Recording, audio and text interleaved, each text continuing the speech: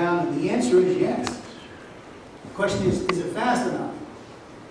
But nevertheless, watch what's happening. And the world is changing very fast before your eyes. So I'm going to just point out some of those little circles. We'll do this twice. There's the time, 1880, 1900 now. U.S. is over here, China, India. You can see there's a whole bunch of countries from the Eurasian are starting to increase their productivity, so to speak, economically. And these others are still there. Now watch China zoom up. You'll see that starting to zoom up pretty fast. And look at their longevity is increasing. Look at this change. And you wonder what's happening demographically, wondering what's happening to world population. This is a very big part of it. We live longer. We're not just that we're more fertility. We live longer. And we haven't adjusted everywhere to the fact that fertility is allowing us to live longer, and the need for, with income improving, the need for the fertility, the increased fertility goes way down. Let me just quickly show that. Watch it bounce around the world wars. So you'll see the world wars are going to be right in here. So look at that axis and look at the 40 to 45. You'll see the changes in lifespan and population size and this sort of thing as it moves ahead. Do you see it? Can you see it? This is history in 5 dimensions, basically, because the circles are another dimension of this. And this is available for about 5,000 variables. We can play with this for the rest of the week, the rest of the year. And he's got some agricultural variables on a separate database. So we can test hypotheses now we could never test before. Okay, so now I did this. Let's see. Exit full screen. Keep your fingers crossed. Okay, now I'm going to go from the current slide.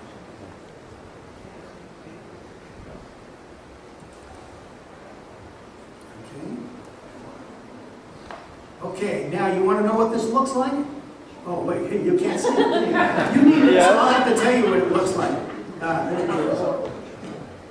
Is it now?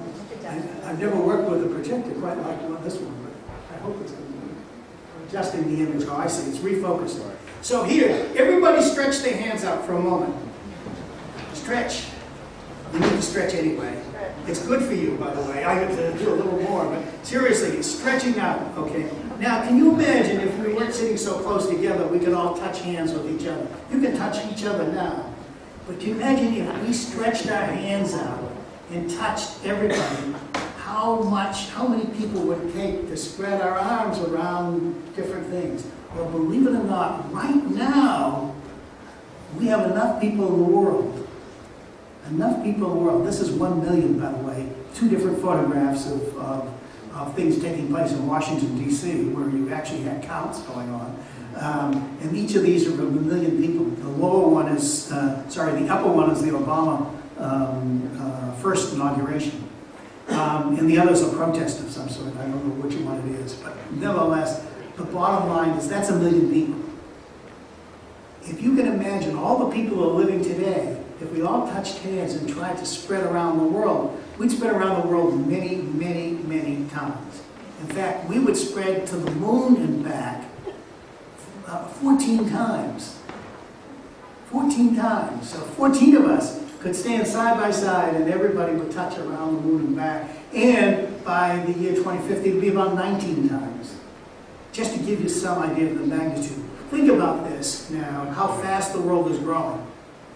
Every 4.5 days, there's another 1 million people being added to the world. Every 4.5 days. Think about how many cities in the United States we have with 1 million people or more. Not many, on one hand. I think that's an accurate thing.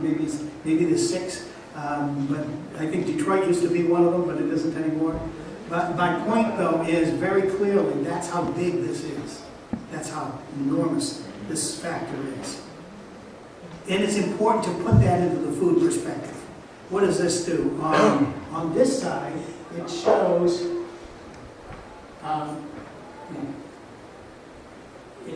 the available land per capita. In 1960, as you can see, there were 4,000 square meters per capita.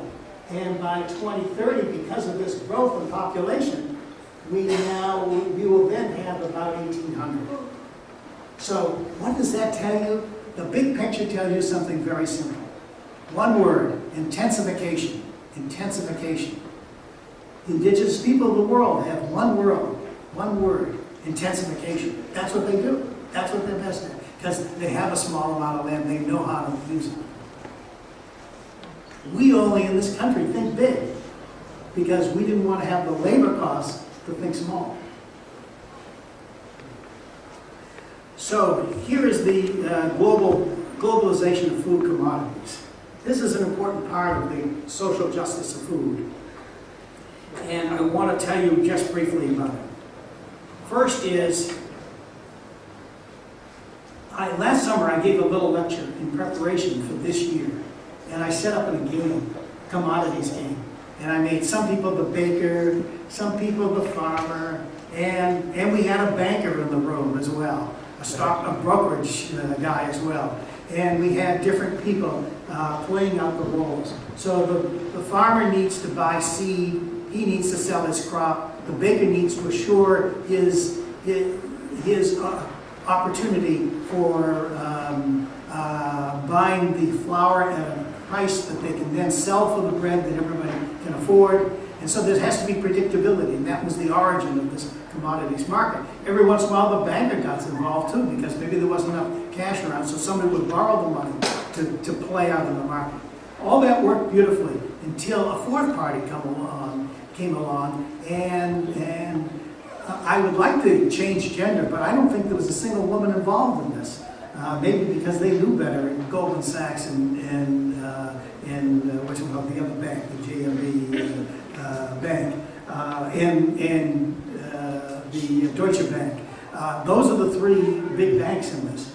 They came along and bundled the commodities together. And suddenly, instead of having, let's say, I don't know, $15 billion, something in that order, suddenly there was $250 billion in the market. That induces volatility. You can't help but have volatility. And you can't help but make money when there's volatility. That's the way stockbrokers work. They make money when the thing goes up and down, and you lose if you don't know their game.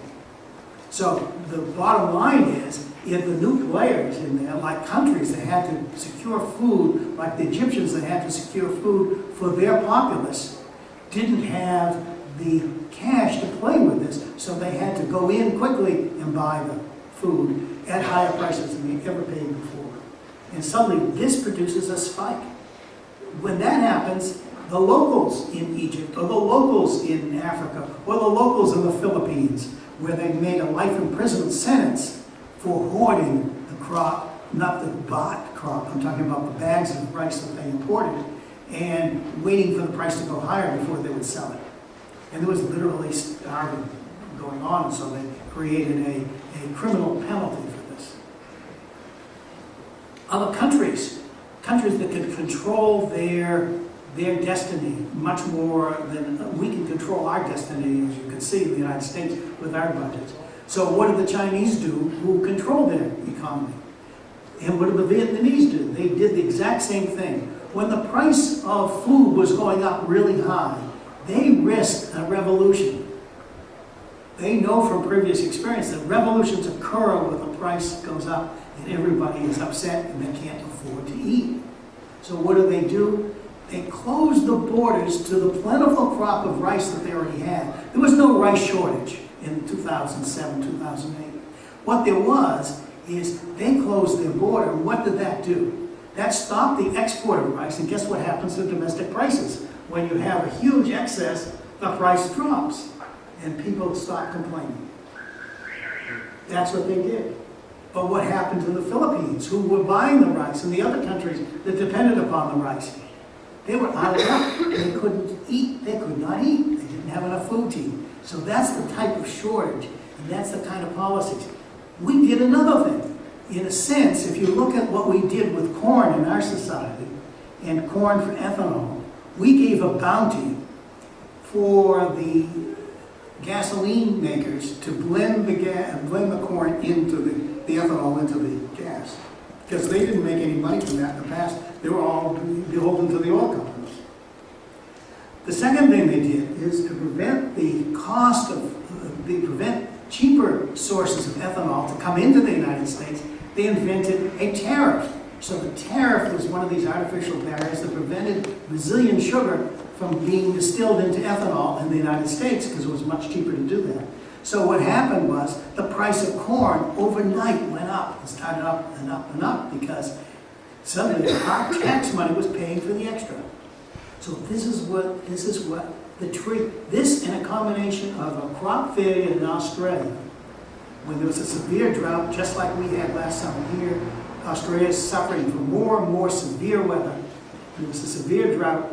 They lost the entire wheat crop, and they were a major producer of wheat, not the major producer, but a major producer of wheat. And the net effect was that was a factor that made the price of wheat go up, and then suddenly with the price of corn, and the whole thing started to get out of balance. That's what led to the calamity. But it's even more complicated than that, as you'll start to see. Well, my favorite quotes here, I mean, he's loaded with quotes, as you can see. Milton Friedman. So how many here are free market capitalists? How many free market capitalists? Yes, I'm sure there are some in this room. And that's okay. And this is what he says. He says, if you put the federal government in charge of the Sahara Desert, and these are some of his most famous quotes, in 5 years there'd be a shortage of sand. Okay? And how many people read the New York Times last week when they found out about Goldman Sachs and the aluminum commodities market? Does everybody remember that article?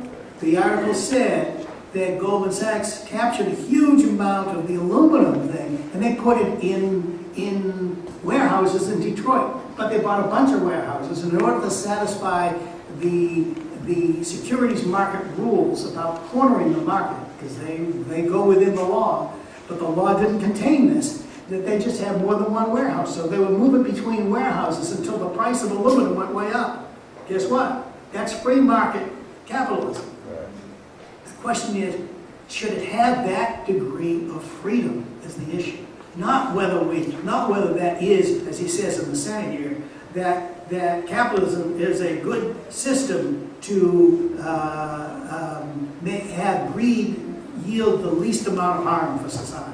Maybe it is. I don't know the answer to that, but I can tell you this much, that unregulated, it can get to things like that. And clearly, they're out of that business already, I can assure you that. So I couldn't help but put this other one in here. In the lower one here. I don't think that the state has any more right to tell me what to put in my mouth than it has to tell me what can come out of my mouth. And of course that one arose, I think, in direct response to the mayor of New York who wanted to, although Milton Friedman's long gone, this is an old quote put back in his mouth now, if you will. But I think it is important to think about what do we do. And as you can see in the little cartoon, free market capitalism, there's homeless people on one side of the street, on the right side, and there's peopleless homes on the other side. And that's what happened to the real estate market in the U.S. as potentially the result of the collapse of the market. Well, enough said. Here is a study that's been done and replicated now from a group in Boston, an economics group in Boston. They showed that just taking the data on corn to ethanol and computing an equilibrium model based upon what you get versus what were the food prices, so comparing what the outcomes would be for their model predicting that the whole thing could be based, the price spike that the FAO documents by this food data right here. This food data is all FAO. The blue line is food data from FAO. And this is their model showing the relationship between the spikes from the ideal distribution that ought to have taken place versus what really did take place, suggesting that a lot of the fluctuation in price that absolutely sent people into the streets or starving came directly from manipulation of these markets. It wasn't necessarily totally conscious. I'm not saying these are criminals doing this. I am saying that it's important that there needs to be an understanding of these things and there needs to be a pretty sophisticated level of that. So here is the most recent data. I just did a side-by-side to take FAO data on one side here, and this is their data on the other side, showing the nominal versus the real. They use the real data for this. So there are food spikes. I call them spikes, meaning increasing food prices. They're not just due to everything that is happening in the market. That may be true what their model says, but their model doesn't predict what's recently happening now. So I'm just showing the model and saying there's some evidence to suggest that. But I think it's more complicated. Look, increased consumption of animal food products that has been widespread throughout the world as people's economies have improved is a very important factor in driving up the price of food. There is a limit. And it's being exceeded by the willingness of people to pay extra money for the animal food and the animal feed. So, and loss of waste of food in the human food chain is an enormous piece of this. If we waste it, we can demonstrate, and I think you'll have the data here this week, that it's pretty close to a truth that and it's hard to achieve this truth, but nevertheless, if you were able to save all the wasted food in the world, from field to fork, there wouldn't be any hungry people in the world. That's how much food is wasted. The amount of waste is enormous. And that's something in your hands and in my hands to deal with. So overall, increased costs of agriculture have also contributed to that. So we do different agriculture. These are the food price based on, I'm not going to go through this. This is one I just showed you in the miniature. And these are the different commodities that are being shown here. As you can see, the FAO price index of the different years. And as you can see, we're right here on the red line here in this in 2013. And we're level with about 200% higher than it was in the baseline from 2000, 2002 to 2004. So the whole world has doubled, more than doubled in actual prices of food. How can people survive on this? Watch this. Here's what we pay versus what other countries pay for food. What part of our total household consumption expenditure is based on food? This is the year 2009. U.S. is 6.9% of the average. Now, there are people who are poor who spend a lot more than this on their food. But of the average, 6.9% of our income is spent for food. You get over to Pakistan, and the average is 45.7% is spent on food. So think about this as a plate. How much money do I have to put down on the plate to get the plate full? A very small part of my budget. Very important to understand this. Let's just see it in some other instances here. Here's some other countries. US, the UK, Canada, Netherlands, all the countries that we'll get some of our friends from here today. Mexico, 24%. India, 48.4%. Philippines are even higher, 52.9%. So these commodity shifts and these bubbles that are bursting, et cetera, that we're familiar with, that were involved heavily in the change in the markets. As you can see, the markets existed in 2003, that period of baseline. About 13 billion is in the commodities market then. Went up to 260 billion as a result of this bundling of funds into there that increased the volatility, all this jagged line. Pretty stable before then. So sudden increases in food prices also lead to people being very unhappy. If you're hungry, okay, and then you don't get anything tonight, and you're hungry on the streets tomorrow, you're an angry person. Hunger and anger go together, hand in hand. Lots of research on it. So the cost to the communities of the world is enormous from this. Here's in Haiti, in 2008, this is raising their food prices and being shadowed by these tanks. In the U.S., within a month, literally, in fact, the same month that the President of the United States, Bush at the time, President Bush, signed into law, or gave his State of the Union address before signing into law, the ethanol price increase of corn. Well, guess who it hit? It hit our neighbors, Mexico, because Mexico was through the entire process of NAFTA, that's the trade agreement, lowered the tariffs, meant that the Mexicans were importing U.S. corn, and suddenly the price of tortillas went through the ceiling. And they went into the streets, and here is a person who was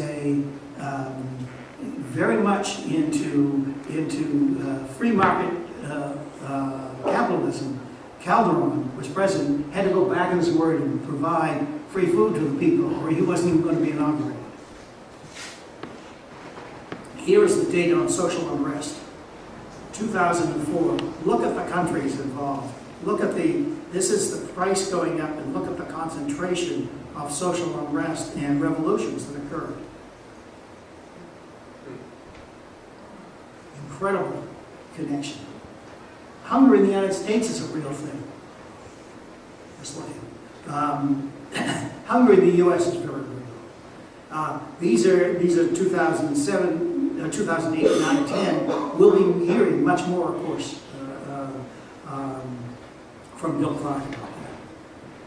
Now, we could go in the interior statistics of the United States. It's extremely important to understand this.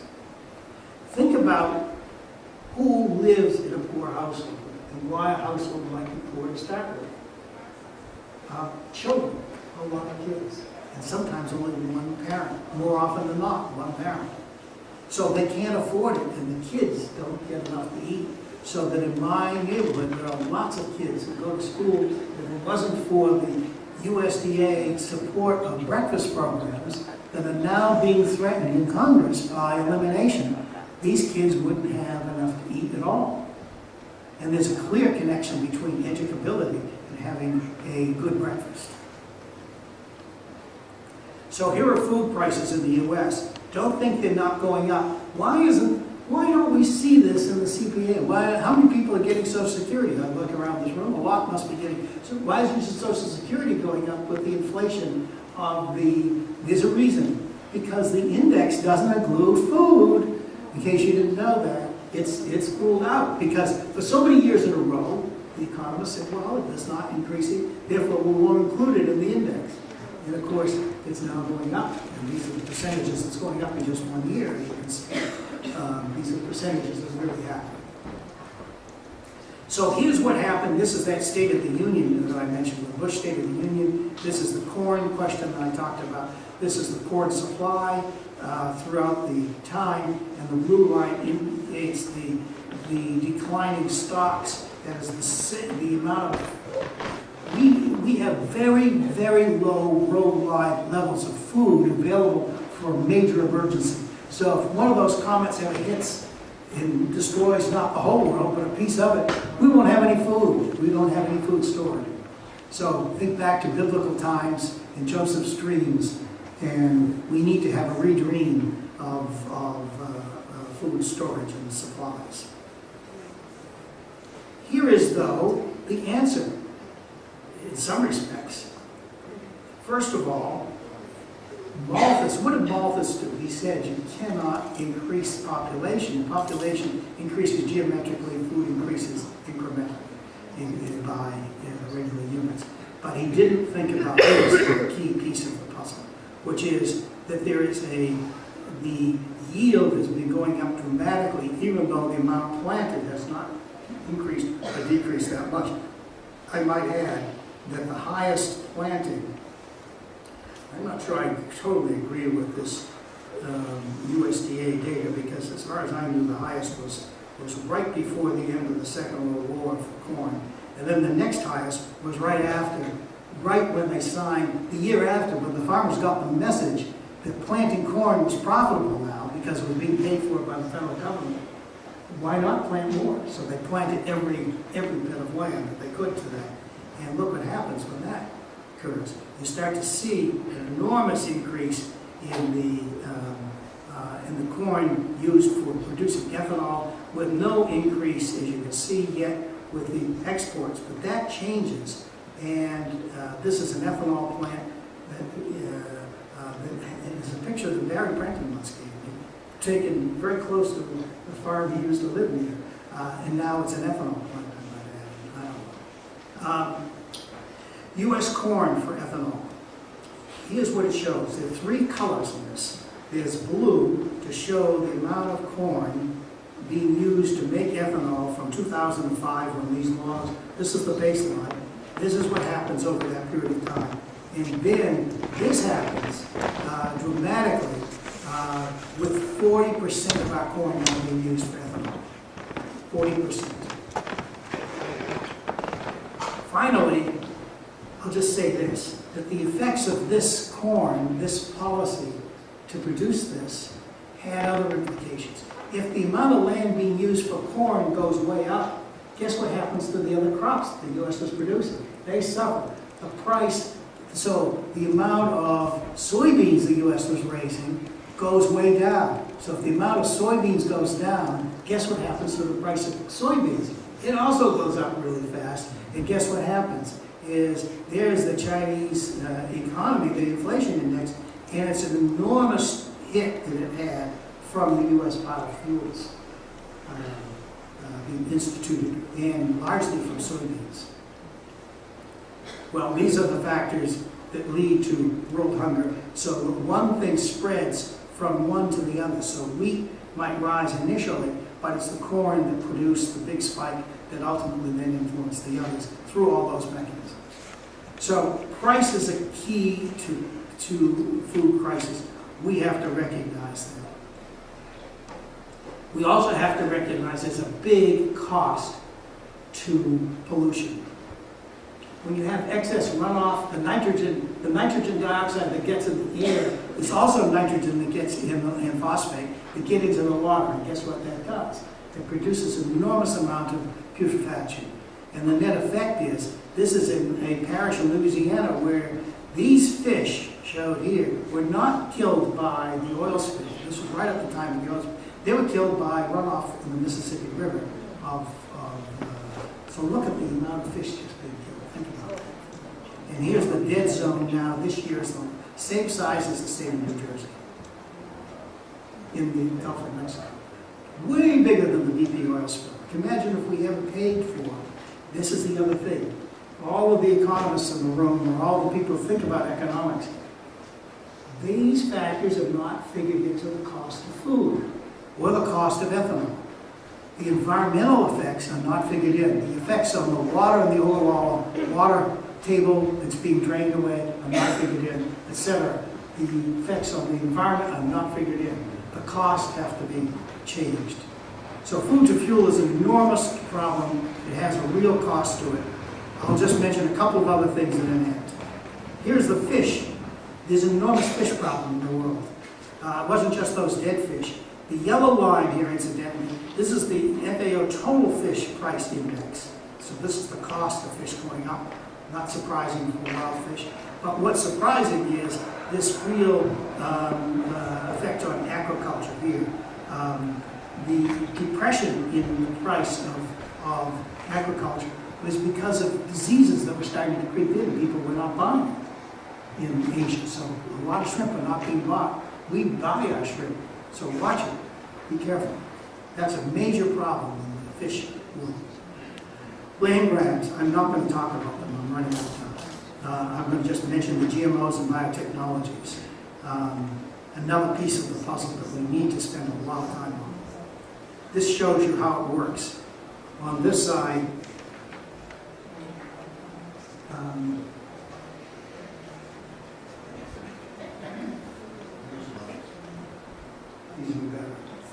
on this side, conventional breeding, this is how you get your generations. In this side, there's transgenesis, where you combine the genes of unrelated organisms. This is taking cisgenesis as wild relatives of the same product and mixing the two together. So these are being experimentally done as well, and new cultivars are produced this way. Traditionally, they were produced purely by selection of the seed. Now you can do genomic work on them to actually combine the two together. And this transgenesis, of course, is where a lot of the commotion has been. So the World Food Trade trends, I'll just mention these just to quickly end. There are these trends that go along, and there are previous estimates for world food tended to hide many of the problems in the food chain. We do not look at the food chain in a holistic way. We need to have a new look at the way the human food chain works in order to have a much better sense of how to deal with it. That's one of the challenges. So is this just that there are 100 billion people in the world, I mean 1 billion people in the world today that are in hunger? Is it surprising that the FAO were trying to cut the number of hungry people in the Millennium Goals down to half of what they were in the year 2000, which is about 750 million, down to about 740 million, down to about 375 million by the year 2015. As you can now know, 2015 is right around the corner, and we're not anywhere close. So can we consume animal foods versus vegan? Can we produce food more efficiently than we do? Can we store it safely? Can we distribute the costs? What about the locavores among us? Waste, recycling food, water pollution, climate? All of these factors are major, major things. But we come down to the bottom question, is what can we do about it? And what's our position? Because if our position is crystal clear in the beginning, if it's important to us, then we will be able to begin to overcome these problems. Our job this week then is to pick out soluble problems that we can look at right now, problems that we need to be facing in the near future that are not current right now, that can't be approached that effectively, and problems that are going to be there for our children and grandchildren to inherit, but we need to be aware of them now. So we need to sort of figure out what our priorities are, what are the doables now, what can we do that will make a big difference right now. We all sat in rooms like this in 1970. There was a giant food crisis.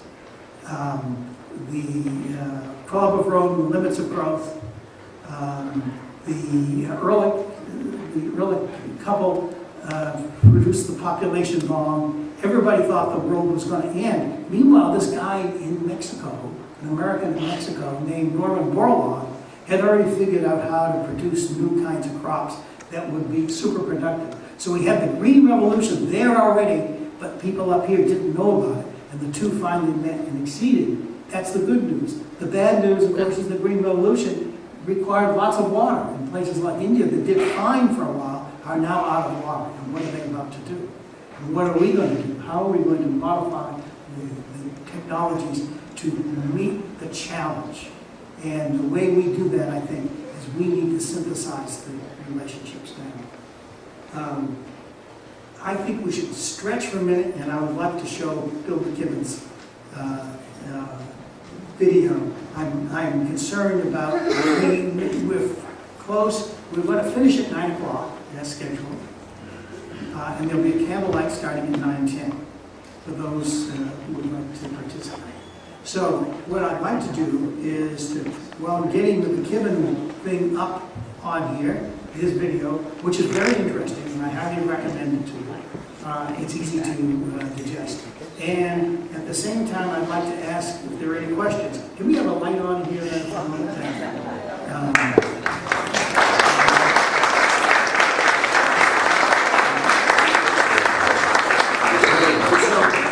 Any questions while I get Bill?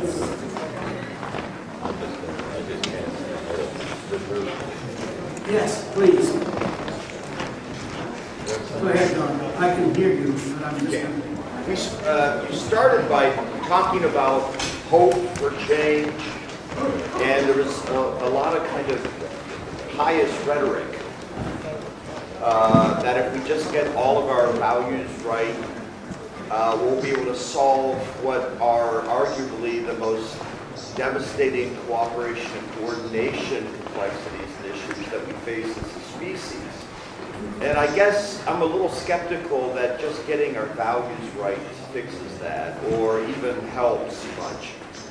If anything, I need a little evidence that that's true, because if anything, the history of our species is, and all biological species, is that left unchecked, we all voluntarily exceed the carrying capacity until we go to collapse and then we drop. And I don't see anything in our history as a species that indicates we're adequate to the challenge. And I'd like some evidence in addition to pious language. And I guess I would hope that that's forthcoming. And I'm asking, how do you respond to a challenge like that? I think there's a very important piece of that puzzle. I've devoted most of my morning talk to that, to the answer to that question. Very simply, it's this, that goes right to the heart of the Malthusian question as well, because it's people caring about one another, people literally throughout time, and solving the problems one at a time as they've occurred that have allowed us to completely change and out-evolve all of the carrying capacity problems that we've faced in the past. I'm not saying that we will face this one. We don't know. This is a very serious problem with climate change right now. But I can guarantee you that if you look at the religions of the world and the degree to which they all participate in helping the poor to eat and helping all of the themes that we can see throughout history, then I would say is a huge cultural reservoir of capacity to care for one another, to be concerned for one another, and sufficient to sacrifice to help one another.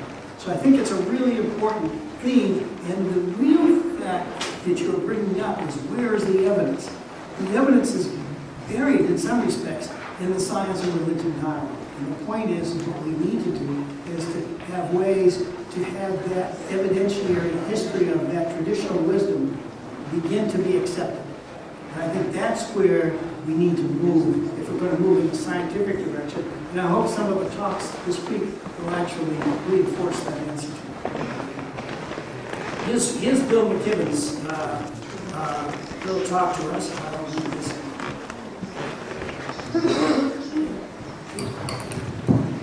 Can you hit this now?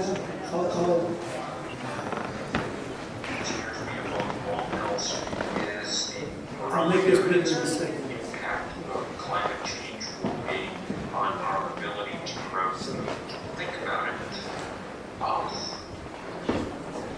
It was always before, if your grandfather or grandmother could grow corn in a field, then your grandchildren would be able to.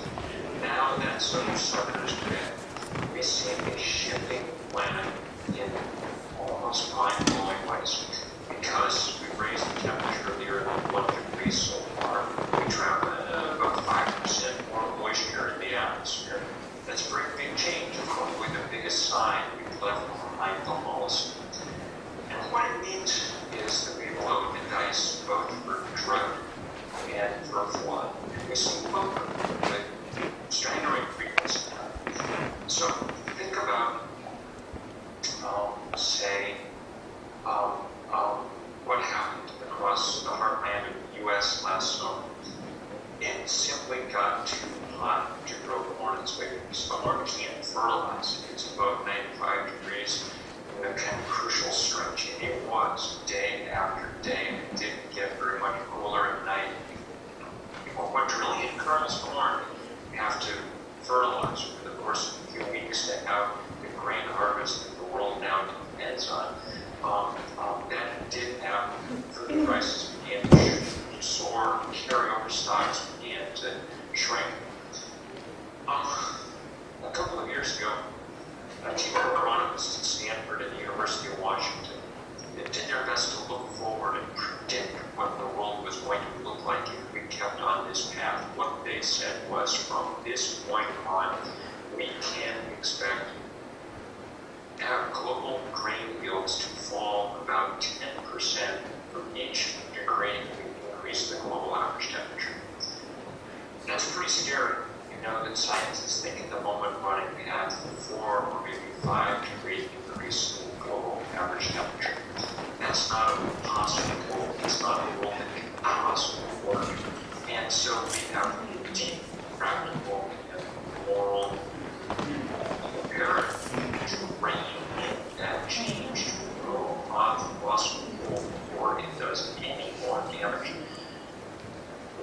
which of course is why those of us in this fight work very hard to block bad projects at the moment, they're huge. Litmus test for North America is the Keystone Pipeline. Crazy project to bring the dirtiest oil in the world down out of the tar sands. And we also go on offense against this most powerful of industries. That's why there's a huge divestment campaign now endorsed by the President of the United States to get states and towns and colleges and churches out of investing in fossil fuels.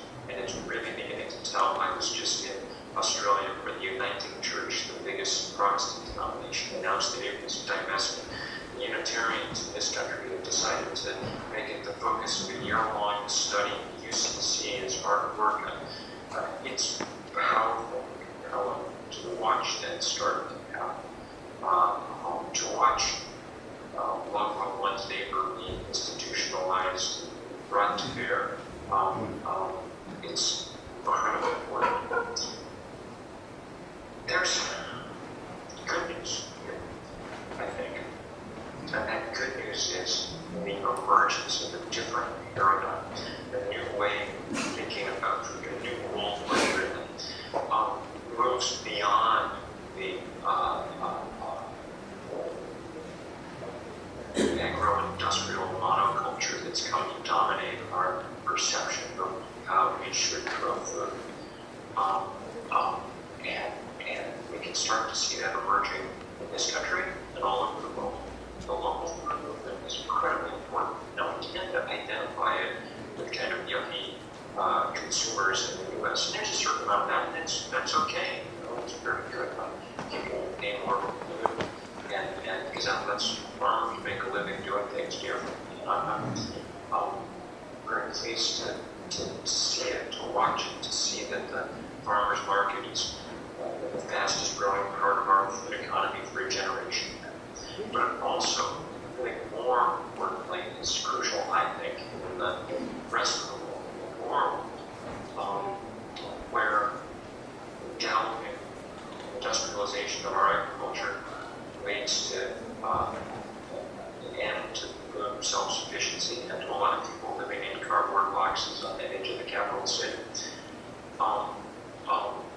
The emerging understanding among economists is that if what you're interested in is the most calories per acre, the best way to do it is to have smaller farms, or almost across region. We find that small farmers produce more food, and they can do it without the kind of inputs that in terms of fossil fuel and chemicals that agribusiness uses. That's because there's a different input, human labor, intelligence, and judgment. And that can compensate, sometimes overcompensate, more than compensate for those expensive inputs, producing food and producing communities that can grow and consume that food.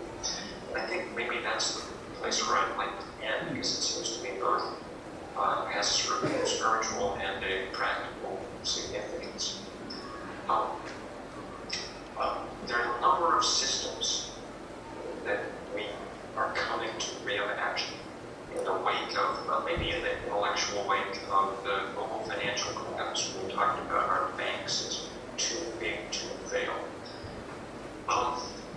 If you think about it, anything that's too big to fail is too big. And it's not just our financial system that's too big. Our energy and our agricultural systems are in much the same way. And so the fight is on to change them, to localize them, to make them more stable for a coming world of great disruption and trouble. And we see that happening haltingly with energy as more and more people put solar panels on their roofs and tie into a grid together and become their own utilities and supply electrons on their shingles to their neighbors.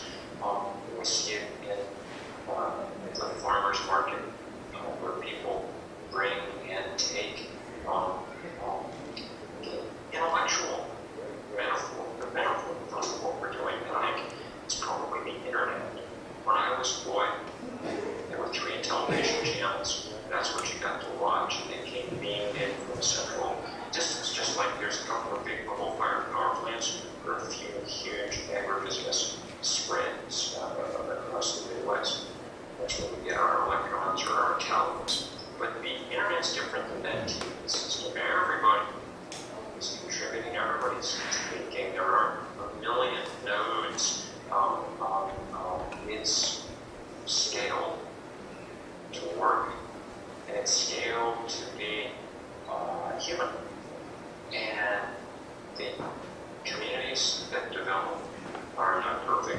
these are, but they're real. And to watch those communities start to develop around food and agriculture is a wonderful, important thing. It gives me a certain modicum of hope in this situation that purely from the physics of it is approaching hopeless. It's not there yet. We will fight as hard as we can to keep it from getting there. But our climate is horribly disrupted, and it calls on us to think and behave and live in ways that we haven't before. I know that you guys are doing this rethinking, and I commend you on your work, and make sure you go get a swim in beautiful Lake George. Take care. For those of you who didn't hear the beginning because I was trying to answer that question, he described, for those of you who are new here, he describes how to go across the lawn and get into the lake to the shortest distance from the building. So, but the point is he is really, truly with us in mind and in spirit. And like many others who are also with us in the same way. But I wanted, before I let you all go, I needed to say thank you to our committee. With our committee that is working so hard for making this happen, also please stand. People, and I see that Pauline Kondo's name is not on there. It should have been on there, and it's not on the book, but I want to make sure she gets acknowledged too. So please stand up.